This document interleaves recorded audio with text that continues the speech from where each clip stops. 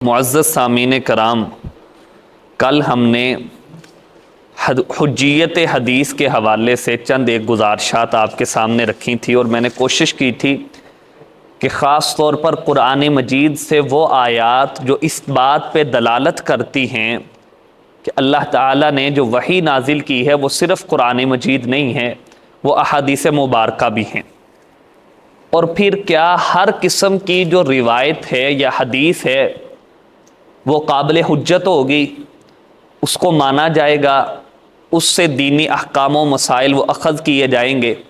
یہ ایک بہت بڑا سوال ہے، کیونکہ جب اسلام بہت تیزی سے پھیلا ہے تو اس کے آؤٹ پٹ کے طور پر بہت سے یہودی اور عیسائی وہ اس نظریے سے انہوں نے اسلام کا لبادہ اوڑھا کہ اگر ہم مسلمان نہیں ہوں گے یا تو ہمیں قتل کر دیا جائے گا، یا جزیہ دینا پڑے گا، یا پھر دوسری مشکلات کو ہمیں سہنا پڑے گا۔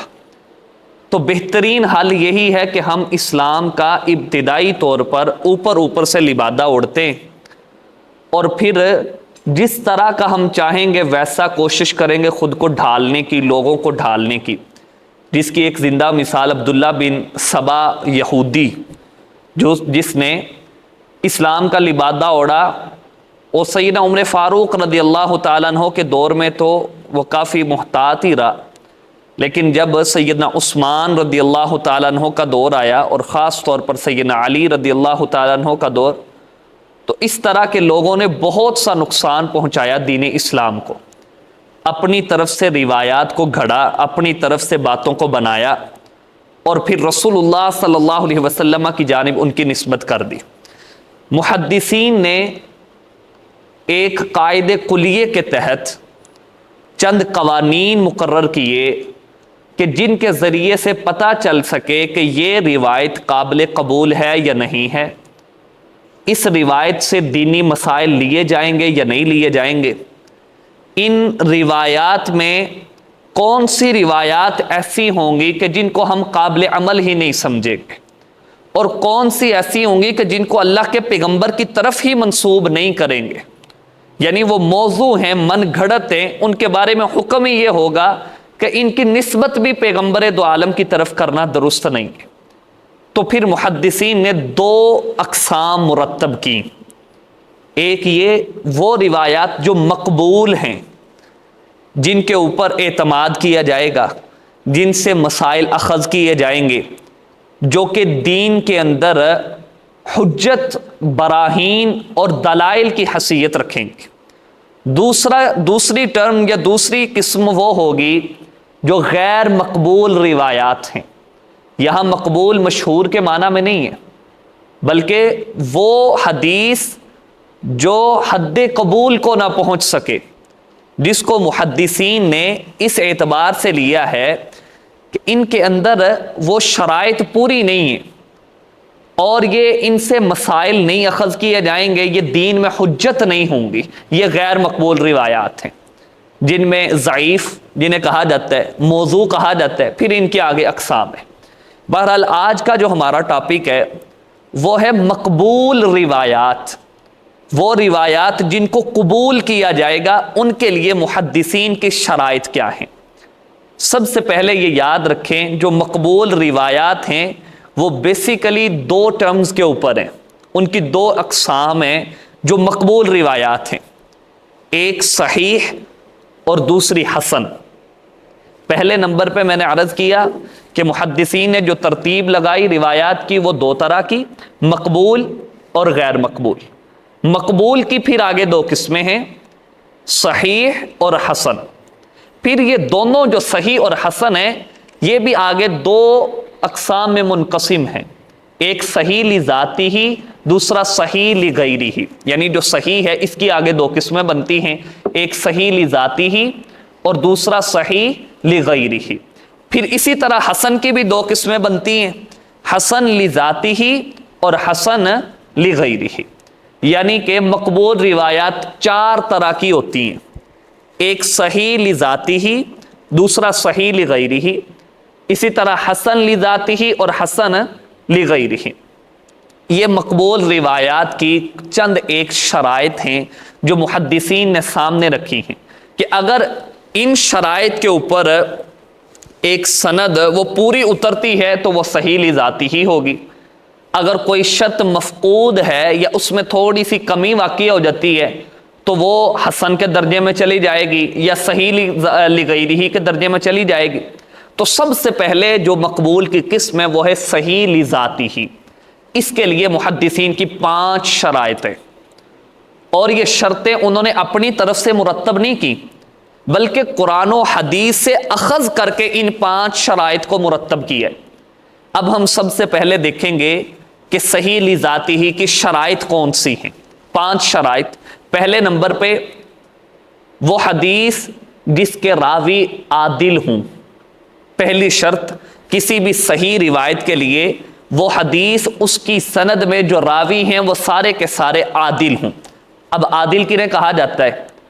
عادل کا مطلب ہے کہ وہ سارے کے سارے جو راوی ہیں وہ کبیرہ گناہ سے بچنے والے ہوں، اچھے اخلاق کے مالک ہوں، اور ظاہری اعتبار سے وہ ایماندار مومن کہلواتے ہوں. میں نے ظاہری اعتبار سے ذکر کیا ہے کیونکہ باطن میں تو ہم جھانک کے دیکھ ہی نہیں سکتے. وہ اللہ تعالیٰ کی ذات ہے علیم بذات الصدور، دلوں کے بھیدوں کو وہی جاننے والے ہیں.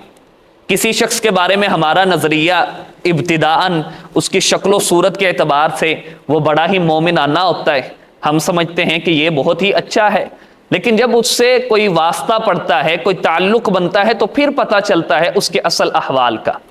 تو محدثین نے اس کے احوال بھی ذکر کیے ہیں اور اس کے ظاہری شکل و صورت کا بھی اعتبار کیا ہے. جیسا کہ رسول اللہ صلی اللہ علیہ وسلم سے بھی احادیث مبارکہ میں ملتا ہے، اللہ کے پیغمبر نے فرمایا اگر کوئی شخص آپ کو بار بار مسجد آتا جاتا دکھتا ہے، آپ دیکھتے ہیں کہ وہ ہر نماز کے لیے مسجد آ رہا ہے، نمازیں ادا کر رہا ہے، تو اللہ کے پیغمبر نے فرمایا اس کے مومن ہونے کی آپ گواہی دیں کہ یہ انسان مومن ہے. شریعت کے اندر ظاہری شکل و صورت کو بھی دیکھا جاتا ہے اور اعتبار اسی ظاہری شکل و صورت کا ہوتا ہے کہ وہ اگر بار بار آ رہا ہے، ایمانداری ہونے کی اس کی آپ گواہی دیں. رسول اللہ صلی اللہ علیہ وسلم کو ایک ساتھی وہ پانی بھر کے دیا کرتے تھے، وضو کروایا کرتے تھے. ایک دن آپ صلی اللہ علیہ وسلم کے لیے تہجد کی نماز کے لیے وضو کیا پانی رکھ رہے ہیں کہ دشمن نے تیر مارا اور وہ شہید ہو گئے. اب سارے صحابہ کہہ رہے ہیں کہ یہ سید الشہداء ہیں، اللہ کے پیغمبر کے لیے پانی رکھ رہے ہیں وضو کرنے کے لیے اور دشمن نے تیر مارا ہے، شہید ہو گئے، تو یہ سید الشہداء بڑی بات ہے بھائی، اللہ تعالیٰ نے شہادت کر. آپ صلی اللہ علیہ وسلم نے فرمایا مجھے اللہ تعالیٰ نے بتایا ہے کہ یہی وہ صحابی انہوں نے ایک مرتبہ جنگ میں سے جب مال غنیمت پڑا ہوا تھا تو وہاں سے ایک چادر چرا لی تھی، آج وہی چادر ان کے اوپر آگ کی بنا کر کے ڈال دی گئی ہے. ہم ظاہری شکل و صورت کو دیکھیں گے، ہاں باطن کون جانتے؟ اللہ تعالیٰ. ظاہری اعتبار سے جو کبیرہ گناہ سے بچے ہوئے اور اللہ کی حدود کا اعتبار کرنے والے ہیں اور متقی اور پرہیزگار ہیں وہ عادل ہیں. تو پہلی شرط محدثین کے ہاں وہ عدالت کی ہے، یعنی وہ جو حدیث آپ بیان کر رہے ہیں اس کی سند کے تمام راوی عادل ہوں. دوسری شرط وہ ہے ضابط، تام و ضبط ہوں، ان کا حافظہ اچھا ہو. آپ تام و ضبط لکھ لیں یا پھر حافظ لکھ لیں یا پھر ایسے لکھ لیں کہ جن کا حافظہ اچھا ہو، یہ تینوں جو جیسے بھی آپ لکھ لیں. اب تام و ضبط 2 طرح کے ہوتے ہیں، ضبط بھی 2 طرح کا ہوتا ہے. ایک تو ہے کہ جو بندہ جو دیکھتا ہے جو سنتا ہے وہ یاد کر لیتا ہے، جیسا کہ امام بخاری رحمہ اللہ ان کے ساتھی بیان کرتے ہیں کہ ہم نے دیکھا کہ یہ ہمارے ساتھی ہیں، ہمارے ساتھ آ کر کے بیٹھتے ہیں اور کچھ لکھتے نہیں ہیں، ویسے سماع ہی کر رہے ہیں اور ہم جو ہیں وہ لکھتے جا رہے ہیں. تو کہتے ہیں ہم نے ان سے ایک مرتبہ عرض کی تو انہوں نے جو کچھ بھی استاد نے پڑھایا تھا وہ سارا زبانی سنا دیا اور بلکہ ہماری تصحیح فرما دی کہ جو ہم نے غلط لکھا ہوا تھا وہاں تصحیح کر دی. تو ایک تو ہے ضابط کہ انسان کا ضبط اتنا ہے، حافظہ اتنا ہے، جو وہ سنتا ہے وہ لکھ لیتا ہے، وہ یاد ہو جاتا ہے اس کو. ایک تو یہ ضبط ہے. دوسرا ہے کہ ضبط کتاب، اس نے جو بھی سنا ہے اپنے شیخ سے، اپنے استاد سے فوراً اس کو لکھ لیا ہے اور گاہے بگاہے استاد سے تصحیح بھی کروائی ہے. اپنے اس رجسٹر کو، اپنے اس خط کو پیش کیا ہے اپنے استاد کے اوپر، یا پھر استاد کی کتاب لے کر کے اپنی جو اس نے لکھا ہے اس کے ساتھ تصحیح کی ہے، اسے ضبط کہا جاتا ہے۔ محدثین کے ہاں حدیث صحیح کی دوسری شرط یہ ہے کہ وہ راوی تام و ضبط ہو، اس کا حافظہ اچھا ہو، وہ چاہے ضبط کتاب ہے یا پھر ضبط صدر ہے۔ حفظ صدر ہے یعنی زبانی حفظ کی ہے تب بھی اس کا ضابطہ اچھا ہو، یا پھر ضبط کتاب ہے کہ وہ باتیں لکھتا رہا ہے اور اس نے اپنے استاد کے ساتھ اس کو پیش کر کے اس کو ٹھیک کروایا۔ یہ دو شرطیں ہوگی۔ تیسری شرط محدثین صحیح کے لیے وہ یہ لگاتے ہیں کہ اس کی سند متصل ہو۔ متصل کا مطلب کیا ہے؟ کہ ملی ہوئی ہو، ایک شخص جو دوسرے سے بیان کر رہا ہے وہ اس سے ملاقات ہو، اس کے ہم ایج ہو، ہم عصر ہو، اس میں درمیان میں کوئی واسطہ گرا نہ ہو۔ مثال کے طور پہ یہ تین صاحب ہمارے سامنے بیٹھے ہیں، اب یہ تینوں ایک دوسرے سے بیان کریں اور درمیان میں کوئی واسطہ نہیں ہے جو گرا ہوا ہے، تو یہ متصل سند ہے۔ اگر کوئی ان میں سے دوسرے ساتھی ان سے بیان کر رہے ہیں لیکن درمیان میں کوئی بندہ تھا جس نے ان کو بات کی اور اس کو گرایا ہوا ہے، تو یہ سند متصل نہیں ہے، اس میں کوئی راوی گرا ہوا ہے درمیان میں، یا یہ کسی شیخ سے بیان کر رہے ہیں حالانکہ شیخ سے ڈائریکٹ نہیں سنا بلکہ کسی کے واسطے سے سنا ہے، کسی تیسرے بندے نے آ کر کے بتایا کہ ہم شیخ کی مجلس میں تھے، شیخ نے یہ بات بیان کی، اور اب یہ جو ہیں وہ ڈائریکٹ شیخ کی طرف نسبت کر رہے ہیں، تو سند متصل نہیں ہے، کیونکہ درمیان سے اس راوی کو، اس واسطے کو گرا دیا جس نے آ کر کے ان کو خبر دی تھی۔ تو اگر یہ ایسا ہے کہ درمیان سے راوی گرا ہوا ہے تو محدثین اس کو صحیح نہیں مانتے، وہ کہتے ہیں کہ درمیان سے متصل نہیں ہے، سند منقطع ہے، معضل ہے، مرسل ہے، وہ اس کے نام مختلف ہیں۔ بہرحال راوی اگر سند متصل ہے تو پھر اس کو صحیح کے اندر شمار کیا جائے گا۔ یہ تین شرطیں ہو گئی، یہ تینوں شرطیں راویوں کے متعلقہ ہیں۔ ایک، راوی عادل ہوں، دوسرا راوی حافظ ہوں، تیسرا سند متصل ہو۔ اب چوتھی بات کہ اس کے اندر کوئی علت قادحہ، ایسی علت نہ ہو جو مخفی ہو، جو ہمیں ظاہراً تو نظر نہ آتی ہو، جسے معلل کہا جاتا ہے، یعنی وہ حدیث معلل نہ ہو۔ آپ یہ معلل نہیں لکھ سکتے تو یہ لکھ لیں کہ اس میں کوئی ایسی علت نہ ہو جو کہ مخفی رہنے والی ہو، پوشیدہ اس کے اندر کوئی ایسی بات نہ ہو جو ظاہراً تو نظر نہ آئے لیکن پوشیدہ طور پہ پتہ چلے کہ اس کے اندر کوئی اس طرح کی چیز ہے۔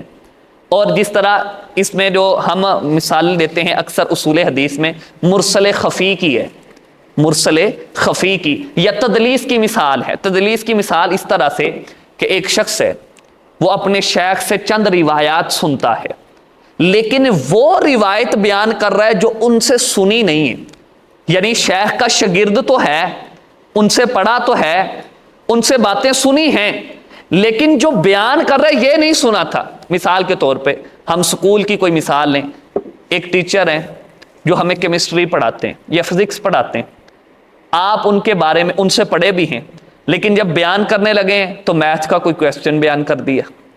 آپ نے پڑھے ان سے کیمسٹری کے نیومیریکلز ہیں لیکن بیان کیا کر رہے ہیں؟ نیوٹنز کے لا بیان کر رہے ہیں۔ آپ بات سمجھ آ رہی؟ تو آپ نے پڑھا تو ہے شیخ سے لیکن جو بیان کر رہے ہیں وہ نہیں پڑھا۔ آپ نے پڑھی انگلش ہے اور تصحیح آپ اردو گرامر کی کروا رہے ہیں اور حوالہ دے رہے ہیں انہی کا، ان سے وہ چیز نہیں پڑھی ہوئی۔ یہ علت مخفی ہے، یہ علت قادحہ ہے۔ ایسی روایات کو معلل کہا جاتا ہے، یعنی ان میں علت تو ہے جو ظاہری نظر نہیں، عام بندے کو پتہ نہیں چلتا۔ میں یہی سمجھوں گا کہ آپ کے وہ استاد ہیں، آپ ان سے پڑھتے رہیں تو ممکن ہے یہ بات بھی پڑھی ہو، لیکن جو دقیق النظر لوگ ہیں، جو آپ کے ساتھی ہیں، جو آپ کے ساتھ پڑھتے رہے، وہ بتائیں گے انہوں نے تو یہ بات پڑھی نہیں، ہمیں تو کبھی انہوں نے اس بات پہ لیکچر ہی نہیں دیا، یہ تو ڈیبیٹ ہی نہیں ہوئی کبھی ان کے ساتھ، انہوں نے تو ہمیں فلاں کتاب پڑھائی ہے اس بات پہ، اس میں تو وہ خود ماہر نہیں ہے، ان کو چاہے خود کو نہ پتا ہو۔ تو چوتھی شرط وہ حدیث صحیح میں اس کی سند میں یہ رکھی جاتی ہے کہ راوی وہ معلل نہ ہو، اس کی سند معلل نہ ہو، کوئی ایسی علت نہ پائی جائے جو مخفی ہو، جو ظاہراً نظر نہ آتی ہو۔ میرے خیال میں سمجھ آ رہی ہوگی۔ اچھا، پانچویں جو شرط ہے وہ آخری اور پانچویں شرط وہ یہ ہے کہ وہ حدیث شاذ نہ ہو۔ شاذ آپ جانتے ہیں نادر کو کہا جاتا ہے، قلیل کو کہا جاتا ہے، یعنی اس طرح سے آپ سمجھیں کہ ایک 14 بندے ہیں کلاس میں، 13 جو ہیں وہ کوئی اور بات بیان کر رہے ہیں، ایک بندہ کوئی اور بات بیان کر رہا ہے۔ 13 کہہ رہے ہیں کہ ہمیں استاد جی نے یہ کتاب پڑھائی، اس میں ہمیں یہ مسئلہ اس طرح سے سمجھایا کہ جرابوں پر مسح ہو سکتا ہے۔ ایک بندہ کہتا ہے کہ ہمیں استاد جی نے بتایا جرابوں پہ مسح نہیں ہو سکتا۔ اب اس ایک بندے کی جو روایت ہوگی یہ شاذ ہوگی، باقیوں کی روایت کیا ہوگی؟ وہ صحیح ہوگی، وہ محفوظ ہوگی۔ یا اس انداز سے دوسری ایک مثال کے ذریعے بات سمجھ لیں کہ ہمیں ایک ایسا بندہ ہے جو حافظ ہے، جو اچھا خاصا علم رکھنے والا ہے، اوثق ہے، اس کا جو ضابطہ ہے لوگوں کے ہاں مشہور ہے کہ وہ اچھا خاصا باتوں کو حفظ کر لیتا ہے، جبکہ دوسرا جو راوی ہے وہ اتنا حافظے والا نہیں ہے، اس کو حفظ کے اندر تھوڑا سا مسئلہ ہے۔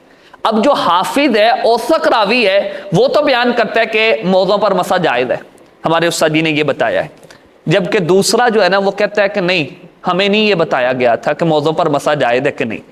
تو بات کس کی مانیں گے؟ پہلے والے کی۔ وہ اوثق ہے، اس کا حافظہ اچھا ہے، وہ لوگوں میں مشہور بھی ہے، وہ غلط بات بھی نہیں کرتا، حالانکہ یہ ٹھیک ہے، یہ عادل بھی ہے، نمازی ہے، لیکن حافظے میں کمی ہے، تھوڑا سا اس سے نیچلے طبقے کا ہے، تو ہم اس کی بات نہیں مانیں گے۔ اس کو کہتے ہیں شاذ، یعنی ایسی روایت جو قلیل کی ہے کثیر کے مقابلے میں، یا پھر ثقہ کی ہے اوثق کے مقابلے میں، تو ہم اس کی روایت کو نہیں مانیں گے بلکہ ان کی روایت کو مانیں گے۔ تو یہ 5 شرطیں میں نے کوشش کی کہ یہ مثالوں کے ذریعے آپ تک پہنچ بھی جائیں، سمجھ بھی آ جائے۔ پہلی شرط کیا ہے؟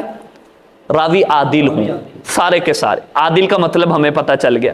دوسرا، راوی حافظہ اچھا ہو ان سب کا۔ تیسرا، ہاں وہ تو ایک حافظے کی ایک قسم ہے نا کہ استاد سے جو سنا ہے وہ تصحیح کی ہے۔ اور تیسرا ہے معلل نہ ہو وہ روایت، یعنی کوئی علت خفی نہ ہو اس کے اندر۔ چوتھا کیا ہے؟ سند متصل ہو، سند کیا ہو؟ متصل ہو، درمیان میں کوئی راوی گرا نہ ہو۔ اور پانچواں کیا ہے؟ شاذ نہ ہو، وہ روایت شاذ نہ ہو۔ اب جس میں یہ 5 شرطیں پائی جائیں گی وہ صحیح لذاتی ہی ہوگی۔ وہ کیا ہوگی؟ صحیح لذاتی۔ اب آپ سے یا مجھ سے کوئی پوچھے کہ صحیح لذاتی ہی کی تعریف کیا ہے، تو ہم کہیں گے وہ حدیث جس کے تمام راوی عادل ہوں، تام و ضبط ہوں، سند متصل ہو، معلل نہ ہو اور شاذ بھی نہ ہو۔ 3 چیزوں کا اثبات ہے، 2 چیزوں کی نفی ہے۔ جو اثبات ہے وہ یہ ہے کہ راوی عادل ہیں، تام و ضبط ہیں، سند متصل ہے۔ جن چیزوں کی نفی ہے وہ کیا ہے؟ معلل نہیں ہے، علت خفی کوئی نہیں ہے، اور شاذ نہیں ہے۔ بات سمجھ آ گئی؟ اب اگر یہ 5 شرطیں پائی جاتی ہیں تو اسے کہتے ہیں صحیح لذاتی ہی۔ کیا کہتے ہیں؟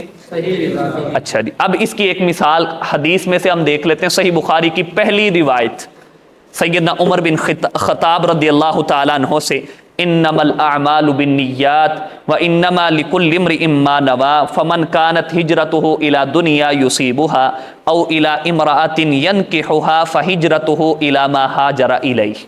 یہ پہلی حدیث ہے صحیح بخاری کی۔ رسول اللہ صلی اللہ علیہ وسلم نے فرمایا اعمال کا دار و مدار نیتوں کے اوپر ہے۔ اگر نیت اچھی ہے تو اس عمل کا اجر بھی اتنا ہی زیادہ ہے، اور اگر نیت اچھی نہیں ہے، جس طرح کہ اسی حدیث میں ہے، اگر کسی کی نیت ہے وہ اپنا ایک محلہ چھوڑ کے دوسرے محلے میں جا رہا ہے، لیکن کس وجہ سے؟ کسی عورت کی وجہ سے۔ یہ رسول اللہ صلی اللہ علیہ وسلم نے مثال دی ہے کہ اگر کوئی فمن کانت ہجرتہ الی دنیا یصیبھا، اگر کسی نے ہجرت کی ہے دنیا کے لیے تو وہ دنیا پا لے گا۔ وہ ایک دکان کو چھوڑ کے دوسری دکان کی طرف ہجرت کر رہا ہے، کس لیے؟ کہ یہاں گاہک کم آتے ہیں، یہاں جو ہے وہ اس کی مارکیٹنگ زیادہ ہے، تو وہ ادھر جا رہا ہے، اس کو یصیبھا، وہ اس کو پالے گا۔ او الی امرأۃ ینکحھا، یا کسی عورت کی خاطر جا رہا ہے، اس نے کہا کہ بھائی میں آپ سے شادی تو تب کروں گی کہ آپ ادھر آ جائیں۔ حالانکہ ہمارے ہاں ہو تو یہ رہا ہے کہ کراچی میں امریکہ سے عورتیں آ رہی ہیں، ہم نہیں جا رہے، تو وہ ہجرت کر رہی ہیں مرد کے لیے۔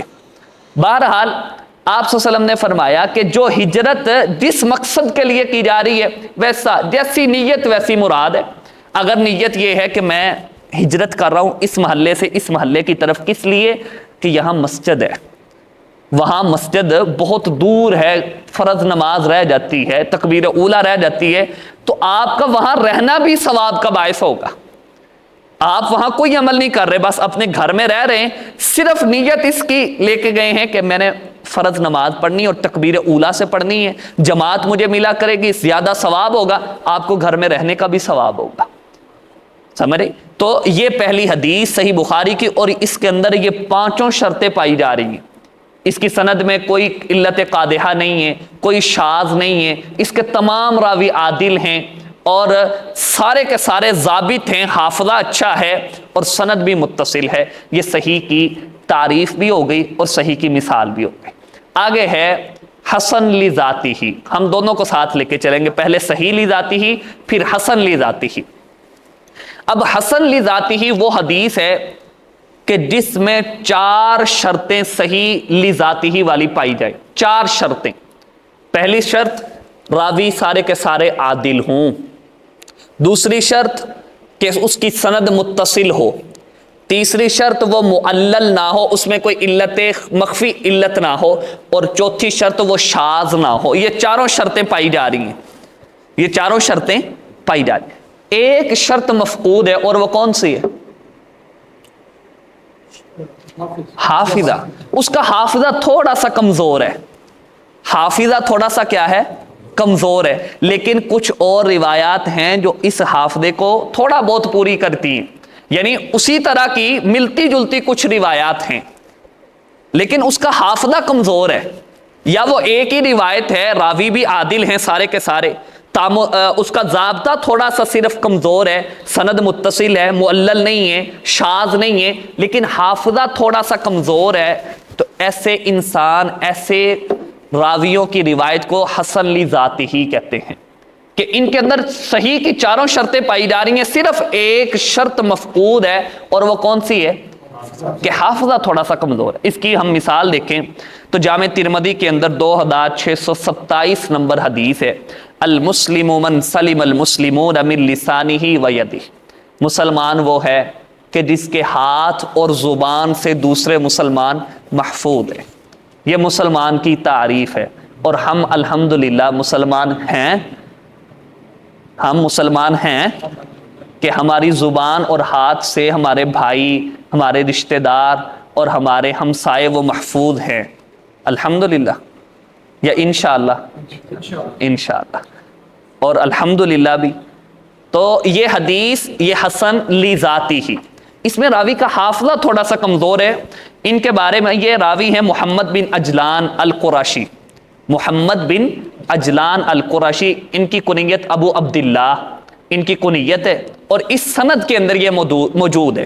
2627 نمبر یہ حدیث ہے، جامع ترمذی کے اندر ابو عبداللہ محمد بن عجلان راوی ہیں، اور ان کے بارے میں امام ابن حجر رحمہ اللہ وہ بیان کرتے ہیں کہ یہ جب سیدنا ابو ہریرہ سے حدیث بیان کرتے ہیں نا، تو تھوڑا سا ان کو اختلاط ہو جاتا ہے، حافظے میں کمی آ جاتی ہے، پتہ نہیں یہ الفاظ ہیں یا یہ الفاظ ہیں، الفاظ کے اندر تھوڑی سی کمی آ جاتی ہے، مختلط ہو جاتے ہیں، ان کے اوپر معاملہ خلط ہو جاتا ہے، تھوڑا سا حافظہ تھوڑا سا اس اعتبار سے کمزور ہے۔ اب دیکھیں محدثین نے کتنا اعتبار کیا کہ جب ابو ہریرہ رضی اللہ تعالیٰ عنہ سے بیان کرتے ہیں تب ہی کمزور ہوتا ہے، باقیوں میں نہیں ہوتا۔ یہ بھی بیان کیا ہے کہ جب یہ باقی صحابہ سے یا باقیوں سے بیان کرتے ہیں تب نہیں ہوتا۔ سیدنا ابو ہریرہ کی احادیث کے بارے میں تھوڑا سا اختلاط ہو جاتا ہے، امام ابن حجر رحمہ اللہ نے اس کو لکھا ہے، تو ان کی روایت کو صحیح نہیں کہا، کیا کہا؟ حسن لذاتی ہی۔ تو ہمیں حسن لذاتی ہی کی تعریف بھی سمجھ آ گئی اور اس کی مثال بھی سمجھ آ گئی۔ اب ہم چلتے ہیں صحیح لغیرہ کی طرف۔ صحیح لغیرہ یہ اصل میں حدیث ہوتی ہے حسن لذاتی ہی، صحیح لغیرہ جو ہے یہ اصل میں صحیح حسن لذاتی ہی ہے، لیکن اتنی زیادہ سندیں اس کی آ گئی ہیں کہ اب وہ جو حافظہ تھوڑا سا کمزور ہمیں سمجھ آ رہا تھا وہ اب پورا ہو گیا ہے۔ بات نہیں سمجھ آئی کہ سمجھ آ گئی؟ نہیں آئی۔ اب یہ سمجھیں کہ جس طرح یہ 3 ساتھی ہیں، ان میں سے ایک بھائی جو ہے نا، ان کے حافظے میں ہمیں تھوڑا سا لگتا ہے کہ یہ مختلط ہو جاتے ہیں، ان کے اوپر معاملہ خلط ملط ہو جاتا ہے، لیکن انہوں نے کوئی حدیث بیان کی کہ ہمارے شیخ نے، جس طرح ہمارے پہلے شیخ گزرے شیخ ریاض عاقب صاحب، انہوں نے کوئی بات بیان کی تھی، اب ہم ان کی بات کے اوپر تھوڑا سا شک و شبہ ڈالتے ہیں، ہم کہتے ہیں ان کی روایت صحیح نہیں ہے، کیونکہ ان کو کبھی کبھی معاملہ خلط ملط ہو جاتا ہے۔ ہم نے ان کو کہا یہ حسن لی ذاتی ہی ہے، کیونکہ ان کے جو ہیں وہ عادل ہیں، کبیرہ گناہ نہیں کرتے ماشاءاللہ سے، ان کی عدالت اچھی ہے، اور اسی طرح راوی بھی سارے کے سارے سند کے اندر متصل ہیں، معلل نہیں ہے، شاذ نہیں ہے یہ روایت، لیکن حافظہ تھوڑا سا کمزور ہے، ہم نے ان کی روایت کو حسن لی ذاتی ہی کہا۔ لیکن کیا ہوا کہ وہی بات ہم نے جب ان سے پوچھی، آپ سے پوچھی، آپ سے پوچھی، 3-4 اور لوگوں سے پوچھی، انہوں نے بھی ویسی ہی روایت بیان کی، وہی بات کی جو یہ کر رہے تھے، تو اب ہم کہیں گے کہ ان کی روایت صحیح ہے۔ اب یہ حسن نہیں، یہ صحیح ہوگی ہے، لیکن یہ صحیح خود بخود نہیں ہوئے، بلکہ غیروں نے آ کے ان کو صحیح کیا ہے، تو یہ کیا ہوگی؟ صحیح۔ بات سمجھ آئی کہ ہے اصل میں حسن لی ذاتی ہی روایت، راوی کا حافظہ تھوڑا سا کمزور ہے حسن لی ذاتی ہی، لیکن اتنی روایات اس طرح کی آ گئی ہیں، دوسرے ان کے ساتھیوں نے اتنا بیان کیا ہے اسی روایت کو اسی طرح سے، کہ اب جو ان کے حافظے میں تھوڑی سی کمی تھی وہ پوری ہو گئی ہے، اب یہ کیا بن گئی ہے؟ صحیح لی غیری ہی۔ بات سمجھ آ گئی؟ اب اس کی مثال دیکھتے ہیں، سنن نبی داود کے اندر 4811 نمبر حدیث ہے، آپ صلی اللہ علیہ وسلم نے فرمایا لا یشکر اللہ من لا یشکر الناس، جو بندہ لوگوں کا شکریہ ادا نہیں کرتا وہ اللہ کا شکریہ بھی ادا نہیں کرتا۔ یہ مشہور روایت ہے۔ اب یہ جو حدیث ہے نا، اس کی سند کے اندر راوی ہیں جن کے بارے میں محدثین نے کہا صدوق یخطئ، ہیں سچے، ہیں عادل، لیکن کبھی کبھی کیا ہوتا ہے؟ اختلاط ہو جاتا ہے۔ لیکن ان کی جو روایات ہیں صحیح مسلم کے اندر اسی طرز کی اور روایات بھی ہیں، صحیح مسلم کے اندر 1737 نمبر ایک حدیث ہے جو اسی طرز کی ہے، اسی طرح صحیح بخاری کے اندر 6011 نمبر حدیث ہے جو اسی طرز کی ہے، یعنی الفاظ تھوڑے سے مختلف ہیں، مفہوم ایک ہی ہے، الفاظ تھوڑے سے مختلف ہو سکتے ہیں لیکن مفہوم کیا ہے؟ ایک ہی ہے۔ تو شاہد اس کے مل کے، شاہد کسے کہتے ہیں؟ گواہ کو، بات سمجھ، تو اس کی گواہی ملتی ہے دوسرے لوگوں سے کہ یہ جو بیان کر رہے ہیں، ہاں ٹھیک ہے اس معاملے میں ان کا حافظہ تھوڑا سا کمزور ہے، لیکن صحیح بخاری میں بھائی اس طرح کی روایت ہے، ان کے ساتھی بیان کر رہے ہیں، یا ان کے دوسرے احباب ہیں وہ بھی اسی طرح بیان کر رہے ہیں، صحیح مسلم کے اندر حدیث ہے وہ بھی اسی طرح کا مفہوم بیان ہو رہا ہے اس کے اندر بھی، تو ہم کہیں گے اب یہ حدیث صحیح ہو گئی ہے، حسن لی ذاتی ہی نہیں رہی، لیکن صحیح غیروں کی وجہ سے ہوئی ہے، اس لیے صحیح لغیری۔ بات سمجھ آ گئی؟ آگے چلتے ہیں، اور آخری ہماری جو ٹرم ہے وہ صحیح مقبول روایات میں سے وہ ہے حسن لغیری ہی۔ وہ کیا رہ گئی ہے؟ حسن لغیری ہی۔ حسن لغیری ہی اصل میں اس روایت کو کہتے ہیں جو بیسیکلی ضعیف ہوتی ہے، بیسیکلی کیا ہوتی ہے؟ ضعیف، لیکن اس کی سندیں اتنی زیادہ آ جاتی ہیں کہ ہم پھر اس کو ضعیف سے نکال کر کے کیا کر دیتے ہیں؟ اس کو ہم بنا دیتے ہیں حسن لغیرہ۔ اب اس کی بھی میں مثال کے ذریعے بات سمجھاتا ہوں۔ اب ایک راوی ہے، محدثین نے جس کے اوپر بھی حکم لگایا ہے نا، یا تو کہا یہ ثقہ ہے، یہ حافظ ہے بھائی، بڑا ثقہ راوی ہے، یا پھر کہا ہے کہ یہ سچا ہے لیکن غلطیاں کرتا ہے۔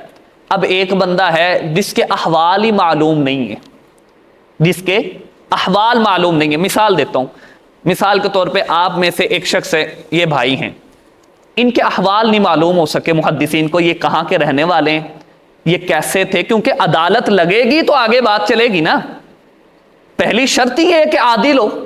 اب ہم ان کو جانتے ہی نہیں ہیں کہ یہ ان کی عدالت کیسی ہے، یہ کبیرہ گناہ سے بچتے ہیں یا نہیں ہیں، باقیوں کے بارے میں تو سارا پتہ ہے، اب ان کے بارے میں پتہ ہی نہیں چل رہا، تو محدثین ایسے راوی کو کہہ دیتے ہیں مجہول۔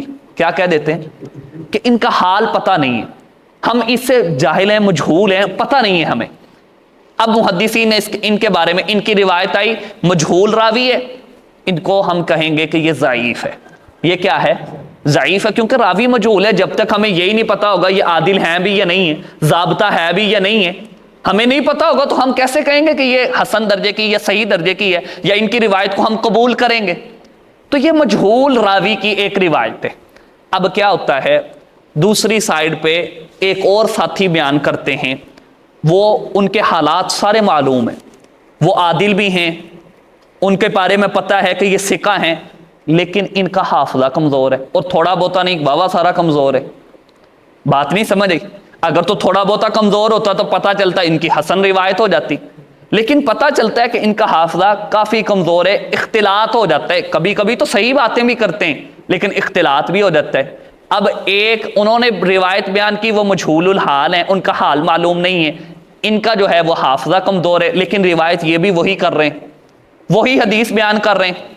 اب تیسرا انہوں نے کیا کیا، وہی حدیث بیان کی لیکن درمیان میں سے کوئی راوی گرا ہوا ہے، اب سند متصل نہیں ہے. یہ صاحب جو ہیں یہ خود عادل بھی ہیں، ان کا ضابطہ بھی صحیح ہے، سمجھے، اور صرف مسئلہ یہ ہے کہ درمیان میں سے ان کی سند میں سے ایک راوی گرا ہوا ہے، لیکن حدیث یہ بھی وہی بیان کر رہے ہیں، کوئی فرق نہیں آ رہا، حدیث وہی بیان کر رہے ہیں، سند وہی ہے.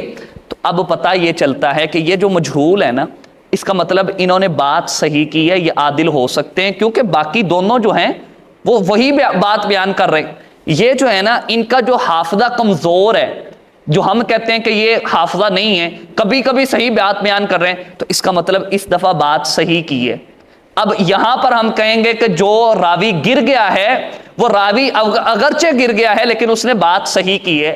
ہیں تو یہ تینوں کی باتیں ضعیف تھیں، لیکن چونکہ ان کی سندیں آپس میں ملتی گئی ہیں، بات ایک ہی ہے، اور یہ ممکن ہی نہیں ہے کہ سارے بندے اسی طرح کی بات ایک جگہ پہ بیٹھ کے گھڑ دیں. اب میں آپ کو مثال دیتا ہوں. اب ہمارے ہاں ابھی یہ جو حالیہ ایک واقعہ ہوا ہے سانحہ، یہ جعفر ایکسپریس کا، اب اس کے بارے میں ہمیں کوئی آ کر کے کہتے ہیں جی 400 پیسنجر تھے، کچھ کہتے ہیں جی 200 پیسنجر تھے، کچھ کہتے ہیں جی اس کے اندر جو ہے نا اب جو اطلاعات آ رہی ہیں کہ 200 تابوت وہ بھیج رہے ہیں، کچھ کہہ رہے ہیں جی نہیں، ہم نے جس طرح ہمارے ہاں جو آفیشیل بیان آیا ہے کہ 11 بندے مرے اور باقی جو ہیں وہ بازیاب کروا لیے گئے، اللہ کرے ایسا ہی ہو. لیکن ایک بات طے ہے کہ یہ واقعہ ہوا ہے، ایک بات پکی ہے کہ واقعہ ہوا ہے، جزیات کے اندر اختلاف ہے، جو اصل چیز ہے اس کے اندر کوئی اختلاف نہیں، واقعات کے ہونے میں کوئی اختلاف نہیں ہے. تو ہم کہیں گے یہ واقعہ جو بھی بیان کر رہا ہے واقعہ ٹھیک ہے. اب اس کے اندر کوئی سند کے اندر راوی گرا ہوا ہے، کسی سند کے اندر جو ہے وہ ہمیں پتہ ہی ہے کہ یہ جو ہیں ہمارے ساتھی، یہ اینکر پرسنز جو ہیں یہ کتنا سچ بولتے ہیں اور کتنا جھوٹ بولتے ہیں، لیکن ہم کہیں گے اس واقعہ میں یہ بات سچی ہے کہ واقعہ ہوا ہے. بات سمجھ آ رہی ہے نا؟ اسی طرح غزوہ بدر کا واقعہ ہوا ہے، یہ بات پکی ہے. یہ اگرچہ ایک مجہول راوی کی روایت آ رہی ہے، اگرچہ ایک ایسا راوی بیان کر رہا ہے کہ جن کا حافظہ ٹھیک نہیں ہے، وہ اگرچہ ایک وہ شخص بیان کر رہا ہے کہ جس کی سند میں سے ایک راوی گرا ہوا ہے، لیکن ہم کہیں گے واقعہ صحیح ہے. اور ان تینوں کی روایت فردن دیکھی جائے تو ضعیف تھی، فردن ہم کسی جو ہے نا وہ اینکر پرسن پہ اعتبار نہیں کرتے، اکثر کے بارے میں ہمیں پتہ ہے یہ خود اپنی طرف سے بیان کرتے، پروپیگنڈا کرتے ہیں، سمجھے، لیکن اس طور پہ ہم کہیں گے کہ اب یہ جو بات کر رہے ہیں نا یہ صحیح کر رہے ہیں. تو فردن ان کی روایات ضعیف تھیں، لیکن چونکہ ان کے ساتھ سندیں لوگ اتنے مل گئے ہیں کہ اب ہم کہیں گے یہ جھوٹ نہیں، سارے نہیں جھوٹ بول سکتے. تو اب کیا ہے، یہ واقعہ ہوا ہے، یہ واقعہ ٹھیک ہے. ہاں جزیات کے اندر کیا ہو سکتا ہے، اختلاف ہو سکتا ہے.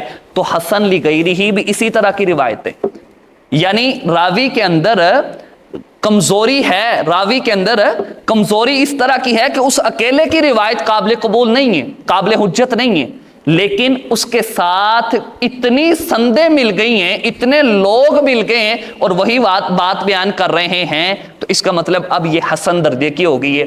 حسن لغیرہ، حسن ہوئی ہے لیکن غیروں کی وجہ سے، اس کو ہم کیا کہیں گے، حسن لغیرہ. یہاں ایک بات قابل غور اور سمجھ میں رکھنے والی ہے. محدثین نے یہ کہا ہے، یہ جو میں نے آپ کو مثال دی یہ جعفر ایکسپریس والی، یہ دنیاوی اعتبار سے تو ہو سکتی ہے، دینی اعتبار سے جس بندے کے بارے میں ہمیں یہ پتا چل جائے کہ یہ انسان آپ صلی اللہ علیہ وسلم کی ذات پہ جھوٹ بولتا ہے، اس کا کہیں ایک جگہ پہ جھوٹ بولنا ثابت ہو گیا ہے، اس کی ہم روایت نہیں قبول کریں گے. وہ اگرچہ جتنی مرضی اس طرح کی سندیں آتی جائیں، اس کی روایت کو موضوع من گھڑت کہا جائے گا.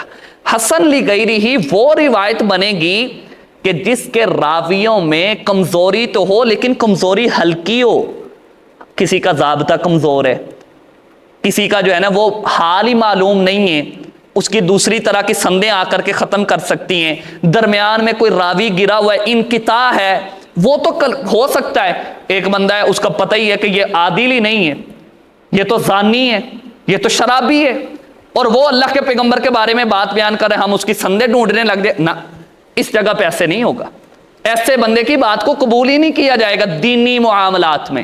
دنیاوی اعتبار سے تو ہماری عدالتوں کے باہر بیٹھے ہوتے ہیں گواہی دینے کے لیے، 4 پیسے دو اور گواہی لے لو۔ تو دینی معاملات میں خاص طور پہ جو حدیث کا معاملہ ہے، اگر کوئی ثقہ نہیں ہے، اس جیسی چاہے جتنی مرضی روایات، قابل قبول نہیں۔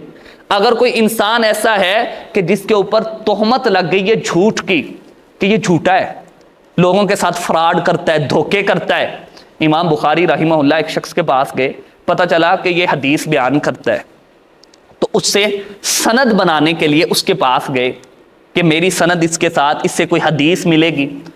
آگے گئے، کافی لمبا سفر کیا ہے گھوڑے کے اوپر، دیکھا کہ وہ شخص اپنے گھوڑے کو بلا رہا ہے اس طرح اپنی جھولی کو کر کے کہ گھوڑے کو لگے کہ جھولی میں کچھ ہے، اور وہ اس کے پاس آئے، اور وہ جب دیکھا تو جھولی میں کچھ بھی نہیں تھا۔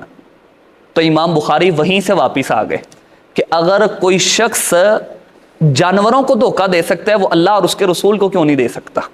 اس قدر باریک بینی کے ساتھ محدثین نے احادیث کو کھنگالا ہے، جانچ پڑتال کی ہے، ایک ایک راوی کے حالات میں نے آپ سے کل بھی عرض کیا تھا، 9 جلدوں کے اوپر تاریخ الکبیر امام بخاری رحمہ اللہ کی، سیر اعلام النبلاء امام ذہبی کی 25 27 جلدیں، حتیٰ کہ اگر کسی راوی کو کوئی خواب آیا ہے نا تو محدثین نے اس خواب کو بھی ذکر کیا ہے، اس کی تعبیر کو بھی ذکر کی ہے، ان کے مکمل حالات، یہ کہاں پیدا ہوئے، پرورش کیسے پائی، کہاں بڑے ہوئے، لڑکپن کہاں گزارا، آخر میں بڑھاپا کیسا ہے۔ کئی راوی ایسے ہیں جن کے بارے میں محدثین نے یہ لکھا ہے کہ اس ایج تک ان کا حافظہ ٹھیک رہا ہے، اس ایج کے بعد حافظہ کمزور ہو گیا۔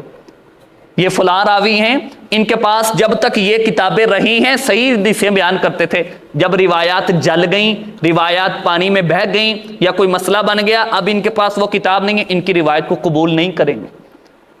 تو وہ شخص جو عادل نہیں ہے، جو ثقہ نہیں ہے، اس کی چاہے جتنی مرضی سندیں آئی جائیں، اس کو قابل قبول نہیں مانیں گے۔ ہاں، وہ حدیث جس کے سند کے اندر کوئی ایسا راوی ہے کہ جس کا ضابطہ تھوڑا سا کمزور ہے، جس کا ضابطہ تھوڑا سا کمزور ہے، یا وہ راوی اس میں کوئی گرا ہوا ہے یا مجہول ہے، اور اس جیسی کئی سندیں آ جاتی ہیں، کئی اس جیسی سندیں ہیں جو شاہد ہیں، جو گواہی دیتی ہیں کہ وہی بات بیان ہو رہی ہے جو وہ شخص بیان کر رہا تھا جس کا حافظہ نہیں ہے، تو پتہ چلے گا کہ اب یہ حدیث حسن لغیرہ ہی ہو گئی۔ تو پتہ چلا وہ ضعیف روایت جس کا ضعف کمزور ہو لیکن اس جیسی کئی سندیں آ جائیں تو وہ حدیث حسن لغیرہ ہی بن جائے گی۔ اس کی ایک مثال سنن ابن ماجہ کے اندر 224 نمبر حدیث ہے، طلب العلم فریضۃ علی کل مسلم۔ طلب العلم، یہاں العلم آیا ہے، العلم، یاد رکھیے العلم جب آتا ہے تو اس کا مطلب قرآن و حدیث کا علم ہوتا ہے۔ اللہ کے پیغمبر نے فرمایا کہ قرآن و حدیث کا علم حاصل کرنا ہر مسلمان کے اوپر فرض ہے، ہر مسلمان کے اوپر لازم اور ضروری ہے۔ یاد رکھیے کچھ جگہیں ایسی ہیں جہاں پر لا علمی کام نہیں آئے گی۔ ایک شخص ہے، اس نے قسم اٹھائی، اس کو کفارے کا پتہ ہی نہیں ہے، وہ کفارے کو جانتا ہی نہیں ہے، کفارہ کیا دینا ہے، کیسے دینا ہے، وہ انسان چلا پھر رہا ہے، کوئی مسئلہ نہیں ہے۔ اللہ کے ہاں اگر پوچھا جائے گا تو وہ لا علم ہے، اس کو پتہ نہیں ہے، قسم کے کفارے کا اسے پتہ نہیں ہے، تو اس سے پوچھ گچھ نہیں ہوگی۔ لیکن اگر کوئی شخص کہے کہ مجھے اللہ کا ہی نہیں پتا اور میں مسلمان ہوں، اس کی لا علمی کام آئے گی؟ اگر کوئی شخص کہے کہ میں مسلمان ہوں لیکن قرآن مجید کا مجھے پتہ ہی نہیں ہے، اللہ کے سامنے یہ جواز پیش کرے تو اس کی یہ لا علمی قابل قبول۔ 11 چیزیں ایسی ہیں کہ جن کے بارے میں لا علمی قابل قبول نہیں ہوگی۔ 11 چیزیں، 5 ارکان اسلام، اسلام کے جو 5 ارکان ہیں، شہادت اللہ الہ الا اللہ وان محمدن عبدہ ورسولہ، پہلی یہ گواہی، اقام الصلاۃ، نماز قائم کر، ایتاء الزکاۃ، زکوٰۃ کو دینا، وحج بیت اللہ من استطاع الیہ سبیلا، جو شخص حج کرنے کی استطاعت رکھتا ہے وہ حج کرے، پانچواں صوم رمضان کے روزے۔ ان 5 چیزوں میں لا علمی قابل حجت نہیں ہوگی۔ اسی طرح 6 چیزیں ارکان ایمان، جو ایمان کے ارکان ہیں، 5 یہ اور 6 11 ارکان ایمان۔ ایمان باللہ، اللہ کے اوپر ایمان، اللہ کے بارے میں تعارف، رسول اللہ صلی اللہ علیہ وسلم اور باقی انبیاء کے اوپر ایمان، اللہ کے پیغمبر کا تعارف، کتاب اللہ کے اوپر ایمان، باقی کتابوں کے اوپر ایمان، ان کا تعارف، اور اسی طرح انسان کا اچھی بری تقدیر کے اوپر ایمان، اور اسی طرح فرشتوں کے اوپر ایمان، ان کا تھوڑا بہت تعارف، اور اسی طرح کہ ہم نے فوت ہو جانا ہے، والبعث بعد الموت، اور ہمیں اللہ تعالیٰ دوبارہ کھڑا کریں گے، سوال و جواب ہوں گے۔ یہ 11 چیزیں ٹوٹل، ان کے بارے میں لا علمی حجت نہیں ہوگی، یہ دلیل نہیں بنے گی۔ طلب العلم فریضۃ علی کل مسلم، دینی علم، قرآن و حدیث کا علم حاصل کرنا ہر مسلمان پہ فرض ہے۔ اور یہ روایت جو ہے اس کے اندر کثیر بن شنزیر المازنی راوی ہے، ابن حجر رحمہ اللہ نے لکھا ہے صدوق، سچ بولتا تھا لیکن یخطئ، خطائیں کرتا تھا، حافظہ کمزور تھا، انتہائی کمزور تھا۔ لیکن اس کی جو شواہد ہے مسند الدارمی کے اندر اس جیسی کئی روایات، 3-4 روایت اس جیسی آ جاتی ہیں، تو اس سے پتہ چلتا ہے یہ بندہ جو سچا ہے، اپنی طرف سے جھوٹ نہیں بولتا۔ ہاں اس سے کبھی حافظہ کمزور ہے، بات نہیں بیان ہو پاتی، تو اس جگہ پہ اس نے بات بھی صحیح کی ہے، بندہ بھی سچا تھا اور بات بھی کیا کر رہا ہے، اب صحیح کر رہا ہے، کیونکہ 3-4 لوگ جو دوسرے بیان کر رہے ہیں وہ اس کی تائید کر رہے ہیں۔ اگر بندہ ہی جھوٹا ہوتا تو پھر اس کی روایت کو قبول نہیں کیا جائے۔ تو وہ ضعیف روایت جس کا ضعف کمزور ہو، تھوڑا سا ضعف ہو، لیکن اس جیسی کئی سندیں آ جائیں تو وہ روایت حسن لغیرہ ہی بن جاتی ہے۔ میرے خیال میں سمجھ آ گئی ہوگی۔ مقبول روایات، آج ہم نے صرف مقبول روایات پڑھی ہیں، میں خلاصتاً آپ کے سامنے ذکر کر دیتا ہوں۔ شریعت اسلامیہ میں احادیث 2 طرح کی ہیں، مقبول اور غیر مقبول۔ مقبول سے مراد یہاں مشہور نہیں ہے، بلکہ جو قبول ہیں، جن سے دینی احکام مسائل اخذ کیے جائیں گے۔ مقبول روایات کی ٹوٹل 2 قسمیں ہیں بیسیکلی، صحیح اور حسن۔ پھر ان دونوں کی آگے 2 قسمیں، صحیح لذاتہ ہی، صحیح لغیرہ، حسن لذاتہ ہی، حسن لغیرہ۔ اور اسی طرح غیر مقبول جو روایات ہیں ان میں ضعیف اور موضوع روایات آ جاتی ہیں۔ آج ہم نے صرف مقبول روایات کے بارے میں پڑھا۔ صحیح لذاتہ ہی وہ حدیث جس کے اندر 5 شرطیں پائی جائیں، اس کے راوی عادل ہوں، تام الضبط ہوں، سند متصل ہو، معلل اور شاذ نہ ہو، یعنی علت مخفی نہ ہو اور شاذ روایت نہ ہو، اس کو صحیح لذاتی ہی کہیں گے۔ حسن لذاتی ہی وہ حدیث جس میں صحیح کی 4 شرطیں پائی جائیں، صرف راوی کا حافظہ تھوڑا سا کمزور ہو۔ اور صحیح لغیرہ ہی وہ حسن لذاتی ہی روایت جس کی کئی سندیں آ جائیں، وہ صحیح لغیرہ ہی بن جاتی ہے۔ اور حسن لغیرہ ہی وہ ضعیف روایت جس میں ضعف تھوڑا سا کمزور ہو، ہلکا ضعف ہو، لیکن اس کی کئی سندیں آ جائیں تو وہ حدیث حسن لغیرہ ہی بن جاتی ہے۔ اللہ سے دعا ہے کہ اللہ تعالی ہمیں قرآن و حدیث کا علم حاصل کرنے کی توفیق عطا فرمائے اور اس پر عمل کرنے کی بھی توفیق عطا فرمائے۔